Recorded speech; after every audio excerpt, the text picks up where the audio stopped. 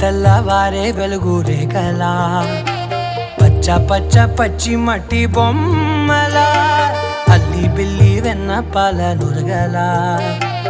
అచ్చ తెలుగు ఇంటి పూల కొమ్మలా దేవదేవుడే పంపగా ఇలా దేవతే మా ఇంట అడుగే పెట్టెనంట బ్రహ్మ కళ్ళలో కాంతులే మా అమ్మలా మా కోసం మళ్ళీ లాలి పాడేనంట.